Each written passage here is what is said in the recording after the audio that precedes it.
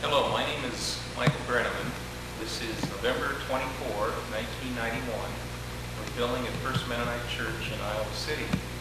We're going to be talking about some experiences of Mennonite conscientious objectors in times of war. As a boy, I remember hearing stories of my grandfather, Ori Conrad, who was a conscientious objector in Oregon during World War I. He was placed in a camp along with other enlisted and drafted men, and he was abused and ridiculed, and in fact one night he was dragged from his bunk, taken outside to a tree. A noose was placed around his neck, and he was ready to be hanged until the military police arrived on the crowd and broke it up and saved his life. But it was stories like that that helped form for me what it meant to be a conscientious objector during times of war. And this evening we have 4 members of First Mennonite Church that are going to be telling about their experiences during World War II. I'm going to introduce them just briefly now. We'll hear more of them throughout this filming. First, Wilbur Nachtigal, Gil Alliman, George Widmer, and George Gingerich. To begin this talk, I've asked you each to think a bit about how you came to make the decision of conscientious objection to war. I'd like you to describe for us your struggles or non-struggles in this period of decision making. And Wilbur, I'd like to start with you. Well, I grew up being aware of the fact that my grandparents were all born in Russia, and that the reason they came to the Plain States was because of their conviction concerning war. And so, I did not hear much of this teaching in my church, but it was a teaching that I received from my parents and from my grandparents. And so when the time came that I had to make a decision as to what I would do because of the war and the offing, it was no problem to me. I simply knew what I was going to do. Okay. Gilbert, do you want to comment on that? I had no problem either. I was raised Mennonite. That's all I ever heard was conscientious objector.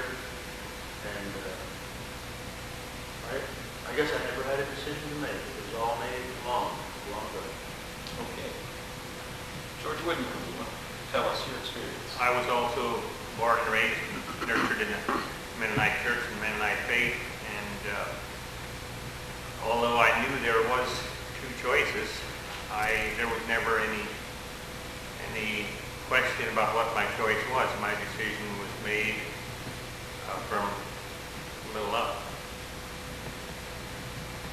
George Gingerich.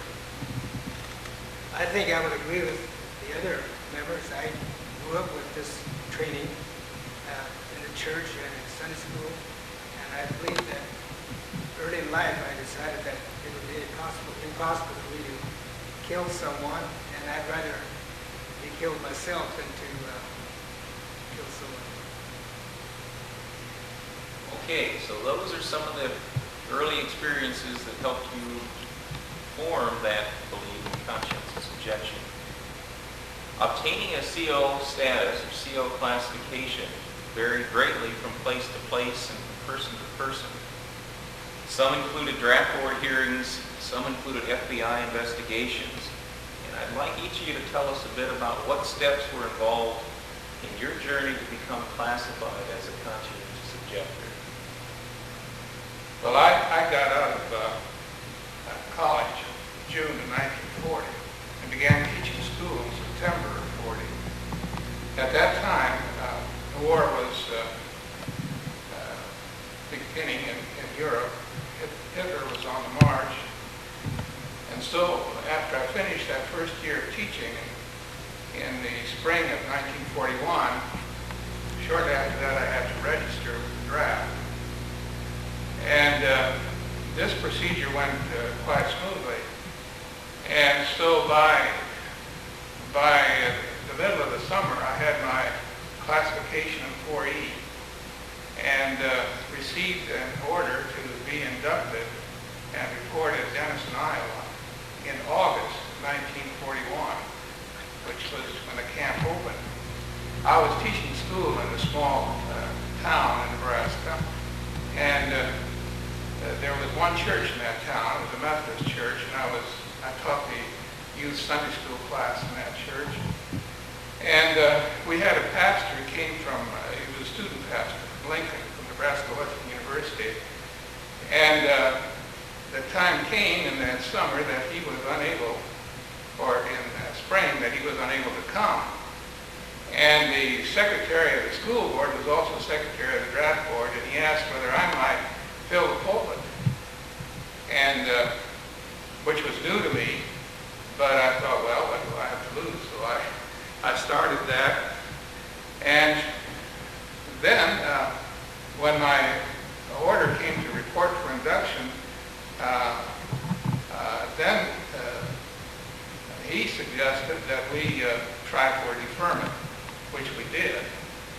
Well, this led to an FBI investigation. It postponed the induction, didn't report in August, and there was an FBI investigation, and that eventually led to a hearing before a federal judge in Lincoln. That was a very rigorous hearing in which he quizzed me on my personal beliefs as a conscientious objector. And this then resulted finally in a decision, which was that I should report to camp. And so in, it was January of 1941, and that was just a month and a half after Pearl Harbor, and I was really ready to go. I reported to camp. Gilbert, let's hear your experiences in obtaining a classification. At the time of my classification, I was not on a farm. I was working for Roy Carver Pump in Muscatine, and married and had 2 children. But when the draft board needed more warm bodies, they decided to move my deferral up to a 1AO, which was non-combatant. I appealed this classification for a 4E, which is conscientious objector status. And that's when things started to happen. Unknowingly to me, the FBI did start checking me. My neighbors told me. And months later, after appearing before a federal judge down in Burlington, I finally received my 4E classification. I was relieved, like Wilbur said, ready to go. Now, you said you didn't know that the FBI was investigating at that time. How did you find out later? Our neighbors told us that they were around asking questions. Have you ever actually seen the papers that the FBI did use when they investigated? Yes, I found out from the Gospel Herald how to write to get this information, and so I did. And I got back, but most everybody said that the names were blacked out. But from what some people said, I knew that they were. I guess I'd be curious, what sort of questions were the FBI asking? What were they trying to find out? They were trying to find out my character. That's basically. But they checked my church membership and attendance. They checked my high school records, my college records, my business college records. They checked my neighbors at Noble, Wayland, Muscatine, and Davenport. The neighbors at Muscatine informed them that we attended the Friends Church, in as much as there was no Mennonite church in Muscatine, transportation problems developed. And in Wayland, quote, it said, it was reported that Alliman's parents and grandparents were members of this sect. They didn't call it a cult, a sect. That was the Mennonite.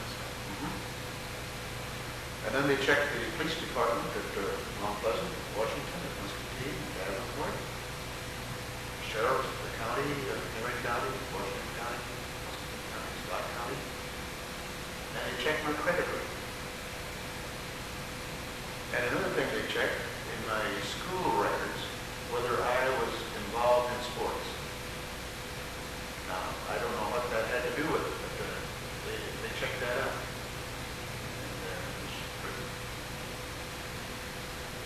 somebody from Wayland High School said, I'm going to quote here, could furnish no information of a derogatory nature.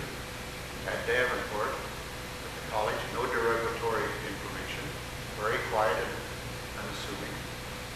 At Muscatine, the neighbors said they had no doubt in their mind that he was sincere in his conscientious objection to the war. At Wayland, they had my life history. My parents and grandparents were Mennonite. I was baptized at the age of 14. Never been disciplined by the church for transgressions of any of its principles. My childhood and high school area, nothing derogatory.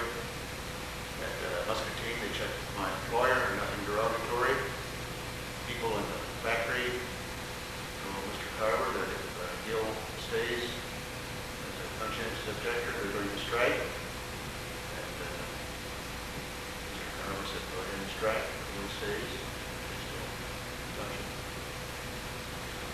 I'm not saying this to say how good of a fellow I was, but that's how much they checked. And I think it'd be nice.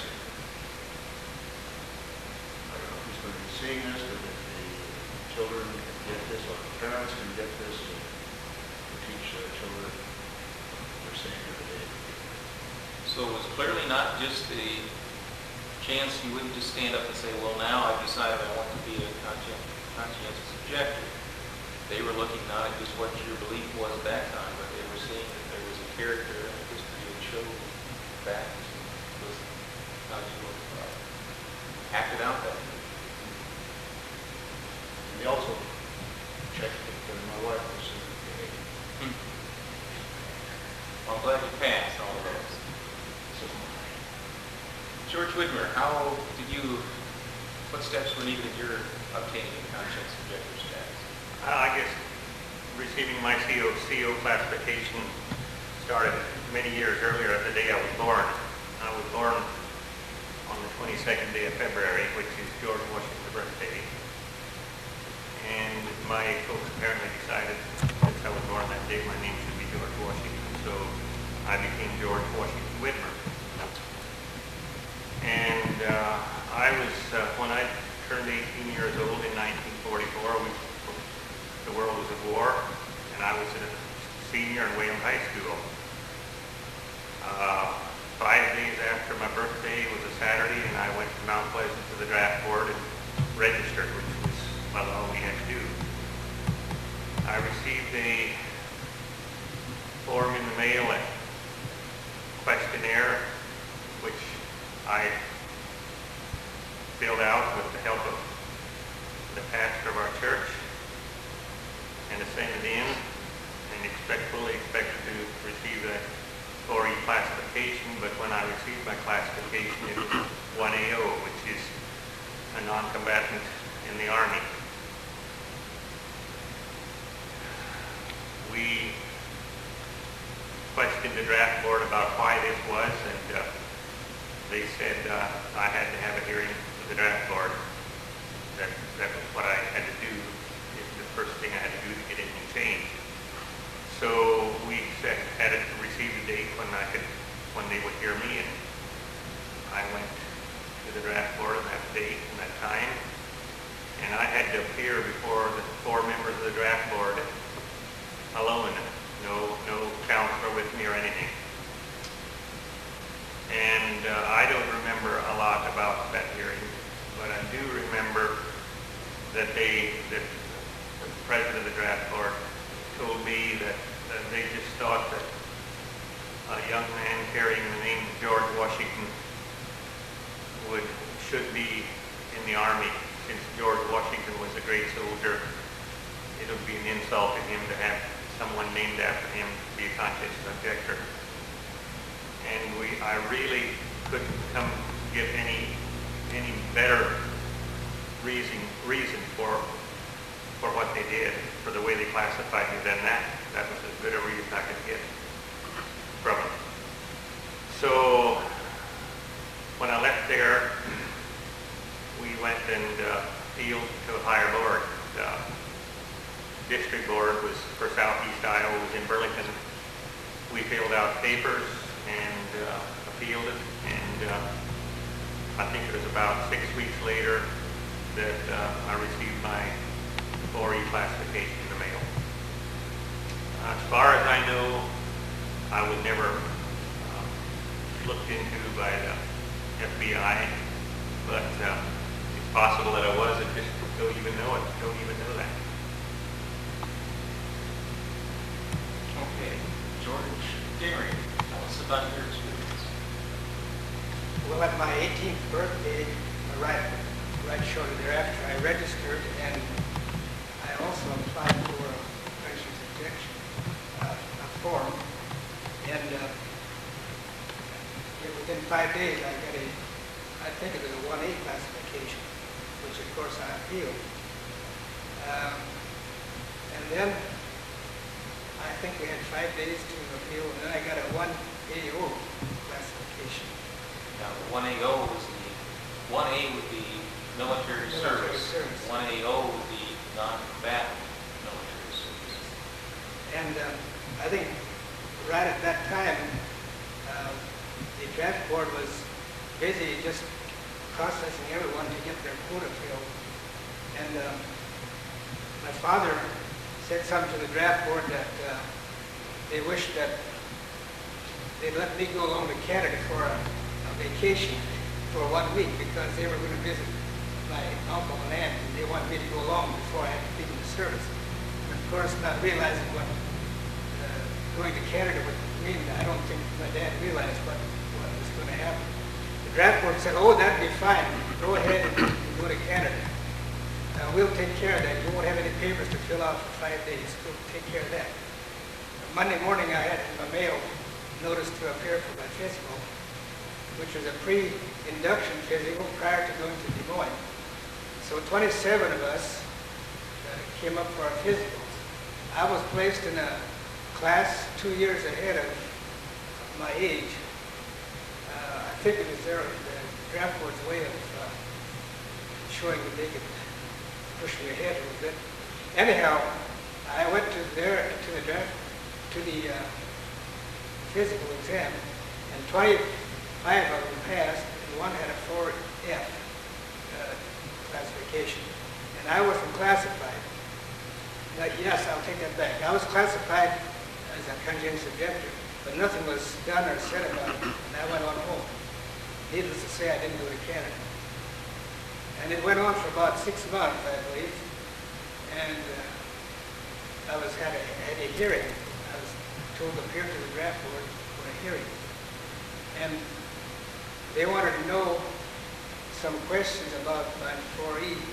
Why? I guess I didn't have the 4E. I'll back up. I think I was still in a 4E. I think I was in the other classification. I'm not sure which classification. Anyhow, I was called in for a hearing.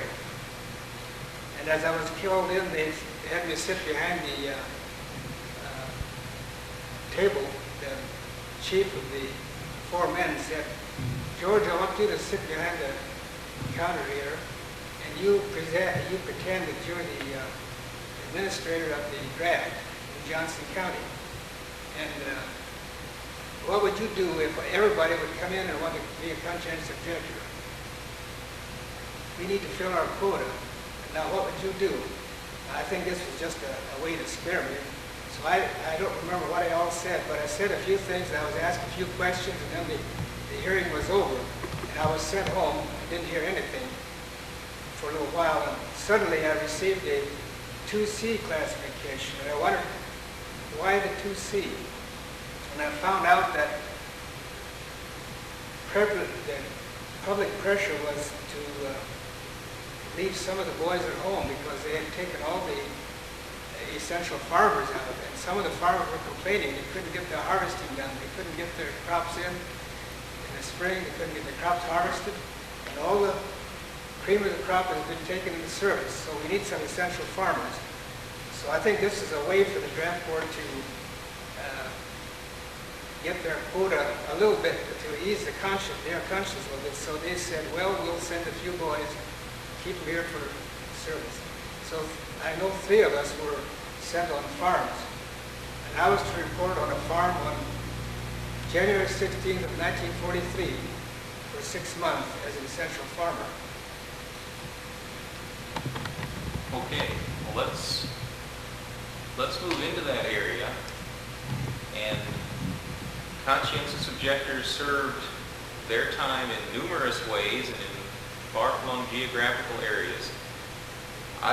George has already begun to talk how he spent his time after he was classified.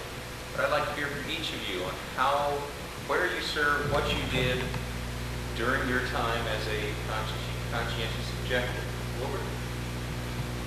Well, I think I mentioned that in January then of 1942, I reported to Denison, Iowa. This was CPS camp number 18. And upon arriving there, I, of course, was put out on the project and worked what the fellows on project did, soil conservation. It was a very, very cold winter in 1942, and it wasn't the most pleasant place to be.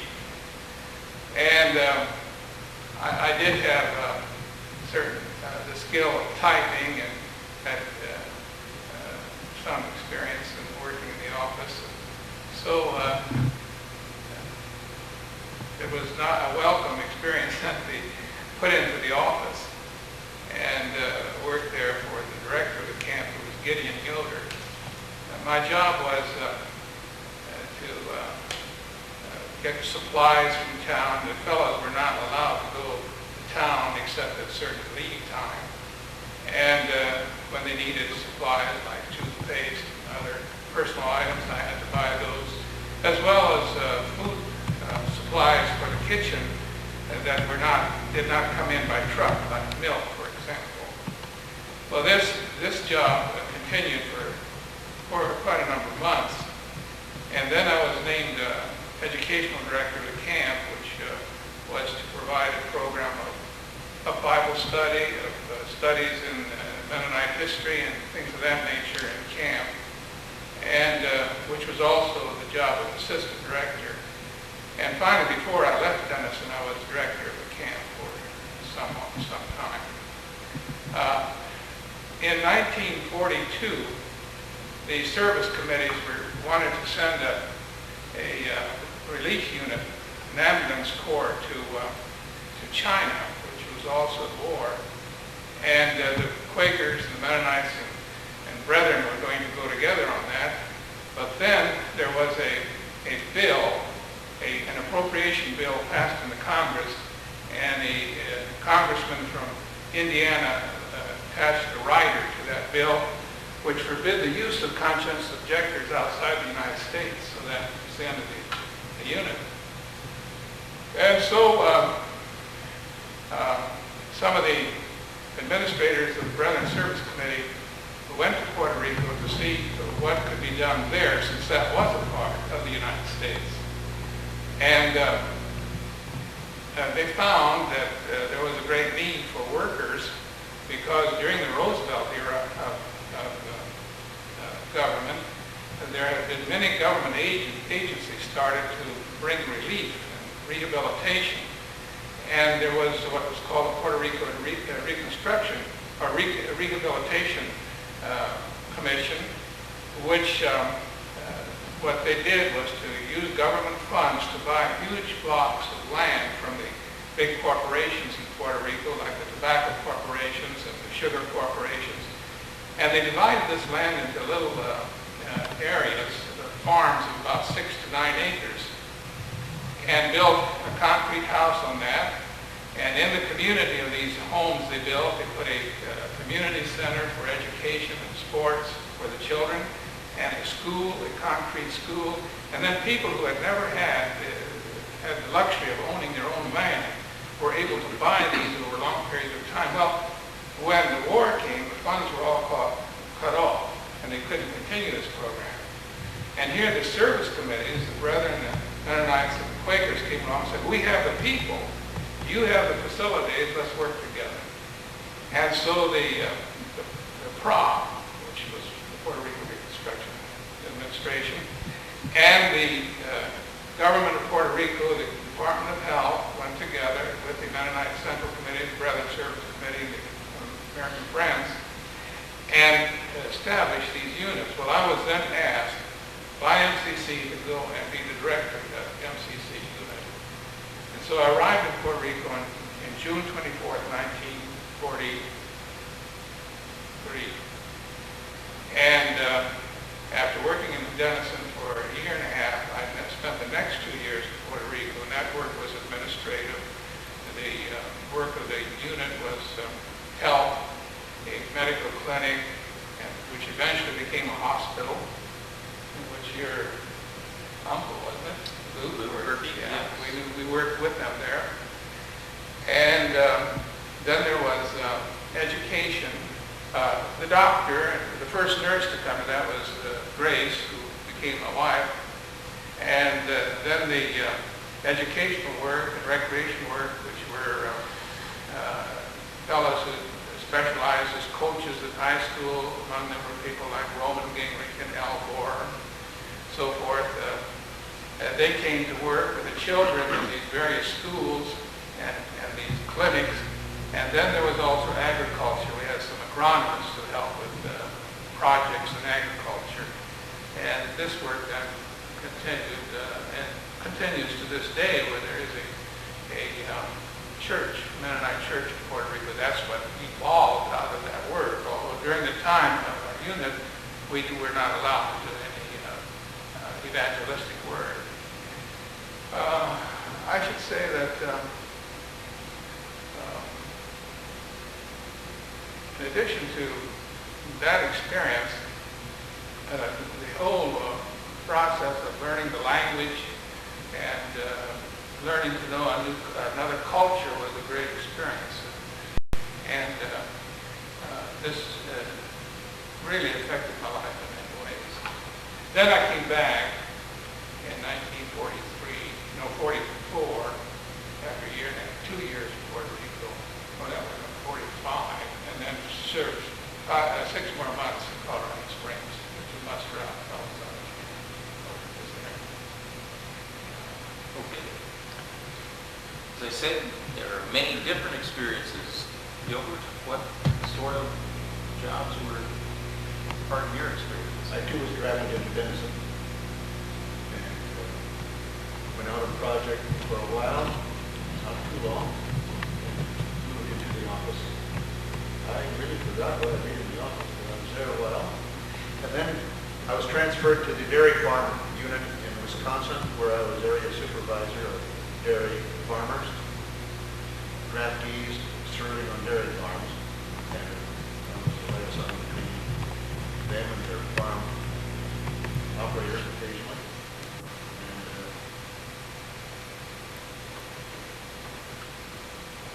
went out to visit them and kind of PR work for them.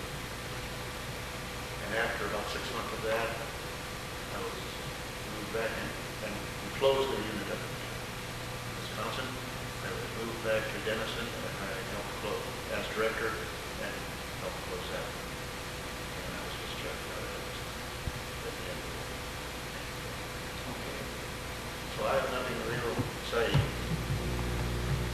was married, had 2 children, and being director, they could live with me. Before that, I couldn't get them to $5. $5 a month. Plus we would board for us. Now, let's clarify. When you were in Wisconsin, though, your wife and children were not with you, or were they? They were, so you were not separated. That's right.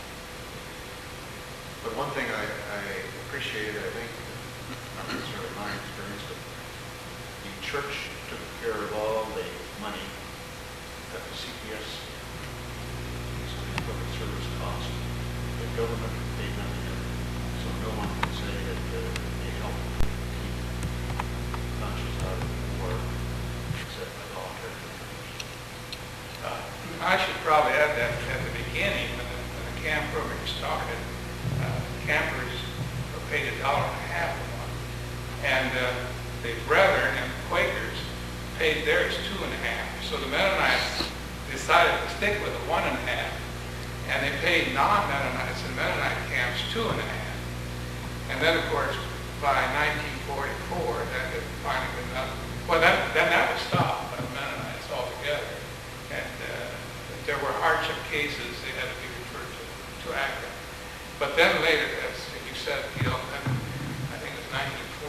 board, they instituted the $5 a month. But the cost of room and board and taking care of all these COs was not the government expense, you're saying. That was taken care of by the churches. As a matter of fact, when fellows worked in a unit like Gil, who was the supervisor in Wisconsin and in mental hospitals, the agency that hired them, or the farmer that hired them, had to pay the going rate so they wouldn't be undercutting laborers who were not COs. And that money was sent to Washington and was kept in a fund that was frozen. Now, whatever happened to that fund, that was quite an argument because it got into a couple $1 million of money that COs had earned and had never received, but had been frozen in that fund. Last I heard, it's still frozen. They had legal cases and so forth. Maybe they used it to pay the national debt. Fine, well, George Widmer, what were you doing during this time? On September 5th, 1944, I entered my service at CPS camp number 57 in Hill City, South Dakota. The project there was building a earthen dam, very similar in construction and size to the Coralville Reservoir Dam. Before the CPS camp was there, before the war started, that dam had been started by the CCCs, which was Civilian Conservation Corps. I think it was a government-sponsored program to make jobs for unemployed people, unemployed men, I should say. And when the war started, because the Army was taking a lot of men, there wasn't much unemployment. So the project, that CCC project, was closed and then later reopened by the government and the Mennonite Church as a civilian public service camp. I worked on different jobs there. The first week or so that I was there, I worked digging post holes because there was going to be a huge dam, or huge lake behind that dam, and many of the roads and fences and so forth had to be changed. And we was digging post holes I remember, for a new fence, and then after that, for a short period of time, we were cutting down trees that would be underwater. And we cut the trees down and cut them up, threw them on a pile and burned them up.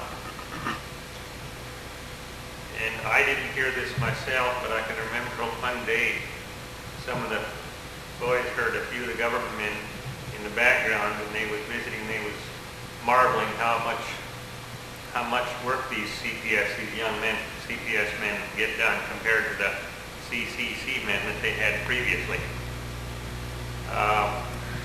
After that, I drove a truck on the dam work till winter closed us in, and then during the winter we were doing a lot of handwork like rip-wrapping the face of the dam. In March of that year, the next year, in March of '45, I transferred to Woodbine, New Jersey. I worked at a Woodbine State Institution. It was a hospital for feeble-minded males. And it was not a mental hospital. It was a mental hospital, but not the kind that had people who were violent. These were just all young boys and men who were pretty severely retarded. They were feeble-minded, they called them then, but I think now we call it retarded. And I was there till the summer of '46 then. In the summer of '46, I went on a cattle boat. The cattle boat was run by the Church of the Brethren under United Nations Relief and Rehabilitation Administration, which is, the initials are UNNRA or UNRWA. And at the time, the war in Europe was over with, and they were restocking the herds of cattle and horses. I guess the horses were used to do farm work with. During the war, many of the animals were killed over there, and United Nations Relief and Rehabilitation was sending cattle over there to build up herds, and they were sending horses over there. And I went on one of those boats and went with a load of horses. And our job was to take care of those horses while we were on the ocean, while we were on the trip over there, and after we arrived there until they unloaded them, which was just a matter of a couple of days. We had to feed them and bathe them and carry out the manure. And we were going over we was on the ocean for 11 days. After we got unloaded over there, I think we were there 4 days. Then we came back, and we came back empty. And we came back in 10 days. I can remember that after we left there was discussion on stopping in Copenhagen and taking on ballast for the trip back across Atlantic. But apparently the captain of the ship made the decision that wasn't going to be necessary, so we went completely empty, and while we was on the way back, we got into a pretty good windstorm out of the middle of the Atlantic, and I can remember that one night when we didn't sleep much because the ship was tossing so bad that you would hear the front end would come clear out of the water, and then when it dropped back, it would jar the whole ship, and we were all a little scared that night. I guess I failed to tell you where I went. The load of horses I accompanied over there, we landed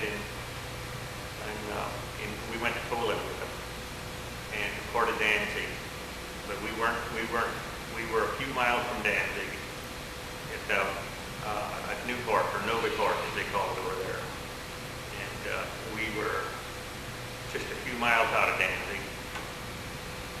We could go by ground transportation, and we could go to Danzig and Gdynia, but we weren't allowed to go and fly or go down to Warsaw. That was off limits. We were not going to go that far. We had a distance of, I don't remember what it was that we could go from the ship. Then after I arrived home from that trip, I had received my release from CPS. Okay. George, Gingerich, you began to tell us some of your experiences. Do you have anything to add to that? Well, like I said, I reported on January 16th of 1943 to this farm, which, by the way, was close to home. And this caused a lot of problems with my neighbors and even some church people who were upset that I must have pulled some strings to stay at home, which of course I didn't. I had nothing to do with the draft court. Would classify me in 2C for 6 months, and I didn't know what was going to happen at the end of 6 months, and then I would get another deferment for 6 months. So it went on till, I believe in 1945, I got a letter, or a card rather, that said, essential farmer for the duration of the war. And so then I knew that I wouldn't go. But at that time, I was wishing I could enlist in CPS someplace, because the public pressure was getting quite on me. It was quite something. I remember one time we went to Missouri to help a person had a house that burned down, and some of us went down to help. And the car came back home. Of course, we had gas rationing, so another person and I stayed, and we came back on the train. When we came back on the train was loaded with servicemen. And the MPs were trying to keep the soldier boys all regulated, and some were liberated, and they got off at Quincy. And some of the rest of them started taunting me, and they said, "What are you doing here during the war, and you're not in uniform? Why aren't you in uniform?" So I proceeded telling them why I wasn't, and of course one of the Army corporals came over and said, "Young man, what do you think you're pulling on us?" He said, "You're certainly a yellow-bellied individual by not doing something constructive for the war. Here you are sitting at home in your overalls doing nothing." And of course, there wasn't much I could do to answer him. I did tell him that we had helped somebody, the house had burned down, we had helped clean up around the house in Missouri just for a weekend. But that didn't register very good. They didn't appreciate that at all. And then I guess the biggest problem was some of my own neighbors. I hauled some of the Amish boys to, when they were home on furlough, I'd take them to the train depot at West Liberty. And of course there was a gas rationing. We got 2 gallons a week, and often I didn't hardly have enough gas to take the people, and then the parents would cry on the young man's shoulders and feel so bad that Johnny had to go to camp, and here I was still at home. And they couldn't understand why I was lucky in staying at home. And like I said, I almost wished I could sign up for a stint of CPS service, because I just felt like I wasn't doing much. Okay. I would like to take this opportunity to mention 2 other individuals from the First Mennonite Church here in Iowa City that had experiences during World War II as conscientious objectors. Russell Yoder was one. Russell, in fact, was planning to be a part of this panel, but his death occurred just this past week. But he had experiences also at the camp in Denison, Iowa, with a number of you. Another member of our church is Dale Wenger, who has had experiences also. And as I understand it, his experiences took him to Idaho, and he even crossed paths through that experience with persons in the agricultural office that later went into Washington, D.C. and held rather high offices. So those would be 2 other individuals, Russell Yoder and Dale Wenger, from this congregation, that experience is somewhat similar. I guess I would also, before going to the last question that I have here, are there any other items that perhaps we missed in our discussion that you would like to share with the audience? Let's take this opportunity. George, you were just telling about your experiences as a essential farmer classification and some of the difficulties that gave you because some saw it as an easy out, although it was not necessarily easy in any way, and also was not your doing. But give me the rest of the story and your experience. The war, I believe, ended in 1945, is it correct? The draft was still going on till next year. And so about in November of 45, I received a call from the Animal Mission wanting to have me come down and work 3 months in volunteer service at the mission.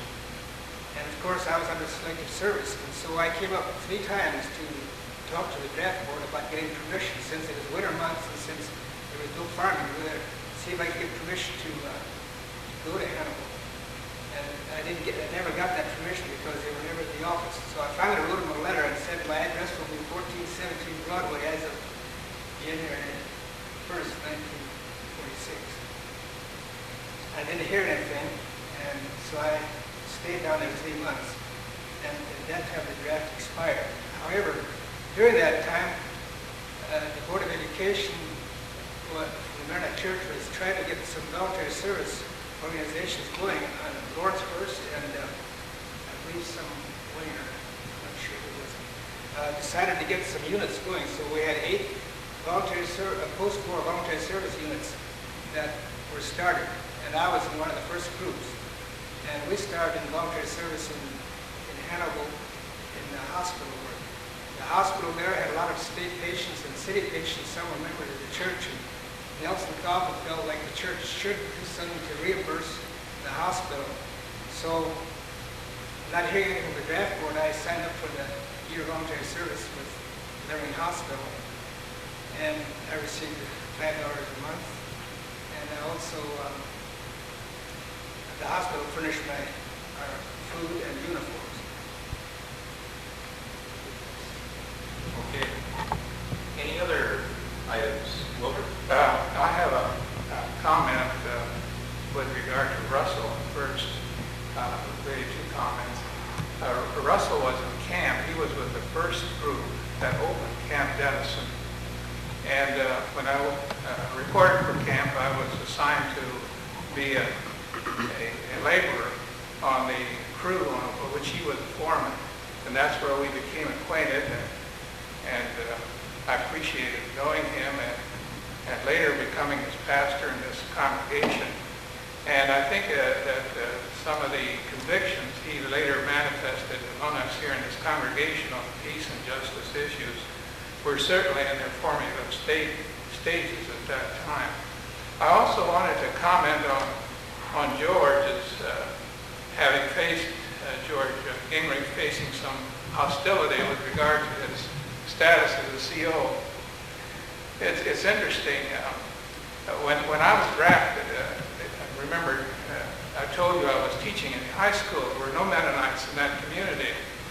And the man who was the secretary of the draft of the church board that asked me to fill a pulpit in that congregation of Methodist Church, and he was also secretary of the school board, and he was also secretary of the draft board in that county. I was not registered in that county, but he was very strong that I should maintain that position as a CO, being on the draft board himself, and went with me to the director of the draft in Nebraska, Respective Service in Nebraska, and pleaded my case before him. I also found that when I got out of camp in 1945, after 4 years of service, I was a school teacher and I wanted a teaching job, but it was the middle of the year, it was in January, and there were no jobs available. So I went back to the University of Nebraska in Lincoln and studied on a master's degree in education there, and at that time was married too.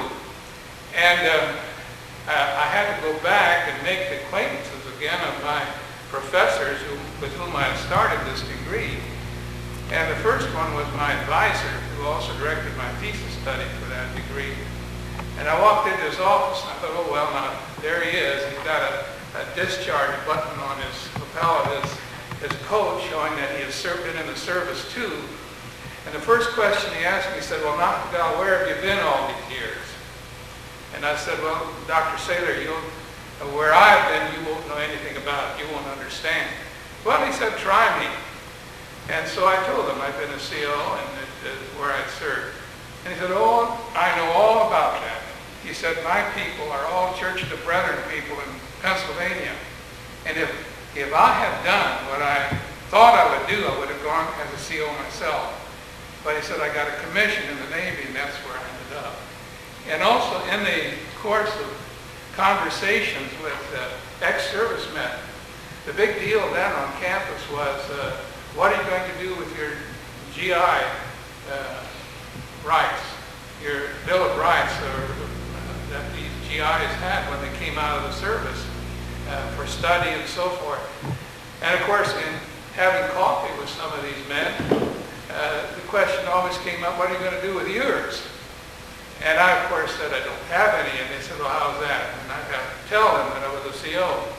And I remember especially two men who'd been officers in the United States Army who said to me, if we had known about that, we would have done the same thing. It's interesting to me to see a local community like in the Kelowna area and here in Iowa City taking a hostile attitude, whereas in an environment like that at the University of Nebraska, it was countered just the other side of it. In fact, one of my professors was a visiting professor from Brown University in Providence, Rhode Island, and she wanted to know all about it because she said there's a unit of Mennonites at Howard Hospital in Rhode Island, and I want to know more about Mennonites who take a stand like that against war, which I admire very much. So I would say that the reception varied a great deal depending where you were. Other of you, how your experience as a CO was a witness to others, or how that experience as a CO has affected you throughout your life. Comments from any of you on that? I'm not going to take anybody else's time, but I've got something more to say about it. Well, while the rest of us are thinking, Wilbur, go ahead. Well, of course, I had not planned on ministry. And after my time of service was over and I went back to teaching in Kansas in a high school, the Board of Missions of our own church asked whether my wife and I, and by the way, another experience out of this is that that's where I met my wife in this service. She was a nurse in the Puerto Rico unit, the first nurse to come there. Well, they asked whether we would go to Argentina as missionaries under the Board of Missions. Well, I knew, not having been reared in the Mennonite, in this branch of the Mennonite Church, I did not know about Argentina very much at all. And but they said, if you don't want to go to Argentina, we'll send you to Puerto Rico, which was just what we wanted. And so we went back as missionaries, and I was ordained as a minister, which I hadn't anticipated at all either. And while we were there, not only did my whole career, in 1948, I was ordained as a minister, that began as a result of this experience. But also while we were there, our children came to live with us by adoption, who are all Puerto Ricans, all four of them. And so not only did I get my wife and my family, but my career out of this whole experience. And then when Gilbert wrote me a letter, we were living in Colorado back in 1959, and asked whether we'd come here to Iowa City to be pastor of this congregation. And I thought that was an opportunity, that would be a wonderful opportunity, not only because I had heard good things about this congregation, but also because the University of Iowa was here, and I had always wanted to study Spanish in an academic environment, which I hadn't had the opportunity to do. So we came here with the permission to study. And of course, all I wanted to do was to take some classes. Well, that all evolved into a much more involved situation than I'd ever anticipated. That in 1962, I think it was, I received an MA in Spanish, and in 1969, a PhD in Spanish, which I owe also to that whole experience that began back there in Genesis 1943, 42. And so out of that came several years of teaching Spanish, both at the high school level and at the college level. And then the fact that we're happy back here in Iowa City, retired in the very place where this whole experience led us. Had a profound influence on our lives. That's right.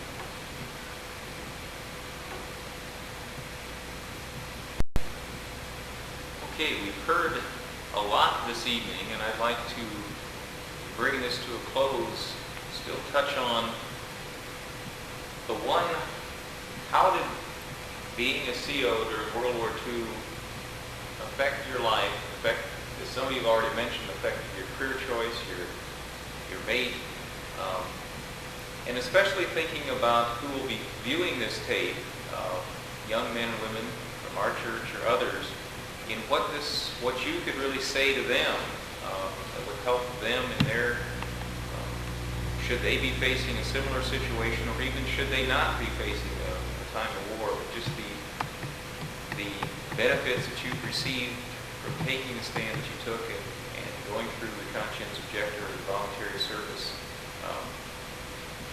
aspect. A couple other things just in passing. Wilbur, I understand that your father, because his two sons were COs in World War II, he also had some backlash from that. What was that about? My father was a banker in Nebraska, and during the Depression, banks closed, and he continued working so that the community in which even though the bank closed, that it would have checking facilities and so forth, but it wasn't a very good job. And so he was offered the opportunity to become the deputy county clerk in the county where we lived. That office, of course, wasn't elected, but the county clerk's office was elected. As soon as this came out, that he was being considered for that job, the American Legion got a hold of it, and they said, if you hire that Mennonite to be your deputy, we're going to make it a big issue in the next election. Well, as it turned out, the county clerk said, let's go with it. We don't care. I talked it over with my wife, and we were willing to make this an issue. But my father wasn't interested in occupying the limelight in such a situation, so he said no. And then he applied for a bank job in Hastings, Nebraska, and everything seemed in order that he would get the job. And then the president of the bank said, just in saying farewell to him, he said, well, now, Mr. Nachtigal, by the way, I want to ask you about that position you people in that community take with regard to war. Now, you don't yourself are not involved in it, are you? Well, he said, I have two sons who are COs, and one is already in camp, and one will be shortly. Well, that was the end of that job, so they had to seek another job. And there was hostility like that to the communities. Okay, so the position that was taken had some difficulties. Right. Not affecting just those, but their families and others. And some of you mentioned how the experience helped you in a career. George, you spent many years in hospital work. I'm assuming that got its beginnings in VS, is that right? Yes, that's correct. When I was interviewed for the VS job, they asked what my skills were, and I said I was just a farmer. I'm not able to do much of anything. They said, we'll try you out.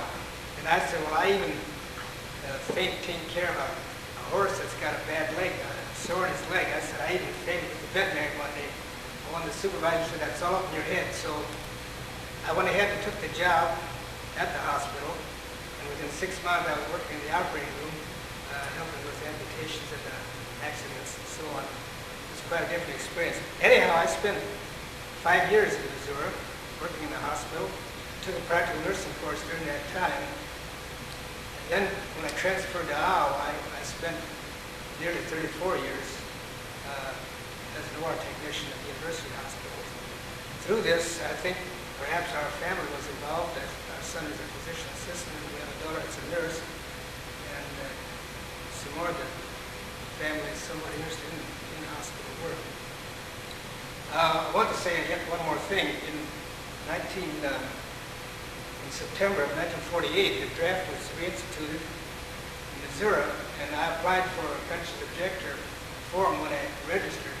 And the draft board there said that there is no such a thing. We've never heard of such a thing. There are no papers like that. And so they wanted me to bring a witness alongside the pastor. I went down and we sat with the draft board, and they insisted on giving me a 5A, which is a deferment because I was married. So I had quite a hassle with that. Never did get my 4E conscientious objector papers from the Missouri board. Maybe one last item. It was not just, we've heard stories from Mennonite boys growing up in their communities and becoming conscientious objectors. There were others that were, as I say, it was very varied as far as who took this stand. And Wilbur has mentioned his experiences in Puerto Rico, and that led to starting a church there.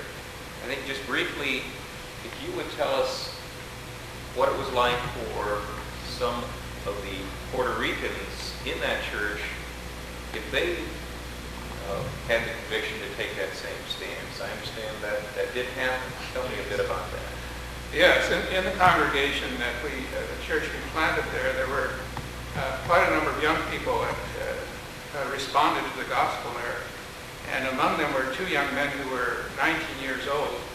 And they had attempted to enlist in the Army when they were younger because they were out of school. They had dropped out of school. And but they weren't taken at that time. And here, they, in the course of studying the doctrines of the church and the convictions of the church, they made, being a conscientious objector, a personal conviction. And both of them arrived at this in a very logical way and in a very strong way. Well, then, of course, we had to go to the local board in the community where they had attempted to enlist in the service and ask for a CO status. Well, and then to make it even more difficult, one of the members of the board had been their junior high teacher, and they'd had a lot of problems with him. And so here they stood before this board and were, of course, immediately denied that status. In fact, the board said, this is inconceivable.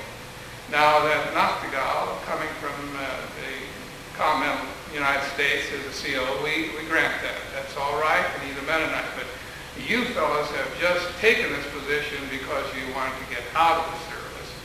Well, of course, this was a long process in which they had to appeal. We spent many hours of interviews with the director of the draft of Puerto Rico, who could not see the point at all either. He was an Army officer. And finally, it came to a hearing with a federal hearing officer in San Juan. And he was very, very vigorous with them as to their beliefs. And I must say I was deeply pleased and gratified by how strong they felt about it. And well, in the process of the hearing, the one young man whose name was Julio Rivera never received a vote in his favor from any of the appeal sources until the final appeal board to the President of the United States gave him 2 votes in favor and 1 against.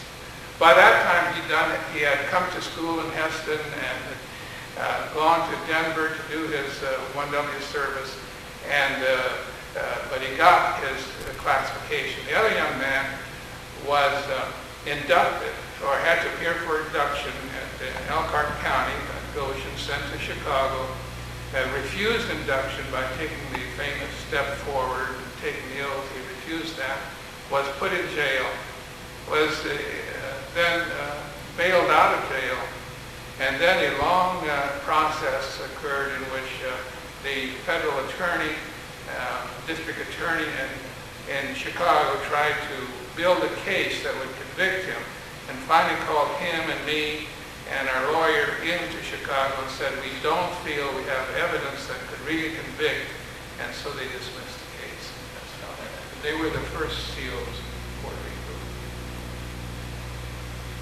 In closing, I would like to allow any of you to speak to this audience we're filming this for, young people or others in our church, the ones that will come after us, as far as any advice that you would have to give to persons that may find themselves in a situation such as yours, or just advice to persons where we can learn something from the experiences that you've had. Not that we're holding you persons up, but for them and for those that come after you to learn from what you had to endure and what you did go through. Any advice, any comments would be welcome. One of the girls that was involved in service with me went into nurses training shortly after finishing her term, and she served as a missionary in Ghana for 3 years. Slowly, the people in military service found out that there's other things in life besides what they were doing in the past, like farming. So I think voluntary service is certainly a good way to open up other avenues of service.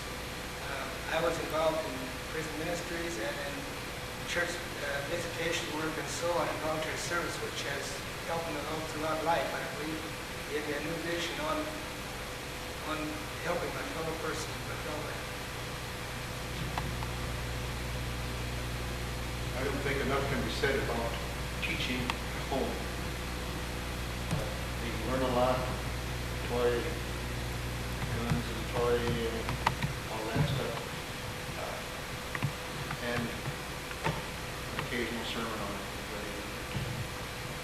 It's something that I'm really sold on. I think it could be taught a little more strength. I would agree with that. In attending hearings, my own and also these two young Puerto Rican men, I feel that we can never learn enough as to why we believe what we believe, that we should be very well informed as to our personal convictions. I know one matter that was emphasized so much in my own hearing was that God does, and the judge had the Bible right there with him and read it to me from the Bible, that God does consider war legitimate in the Old Testament. And I think that's a problem that we have to think about and have to think through as to what is the basis? Is it simply that in the Old Testament it says, thou shalt not kill? Or is our reason for following Christ, whether it be during war or in times of war or times that we are not in war, is our reason that is our faithfulness to Christ and his teachings with regard to sacredness of human life? Okay, we've been hearing from George Gingerich, George Widmer, Gilbert Alliman, and Wilbur Nachtigal about their experiences during World War II. It's hoped that this tape will be used as a resource for those that come after us to remember these experiences and to learn from these experiences.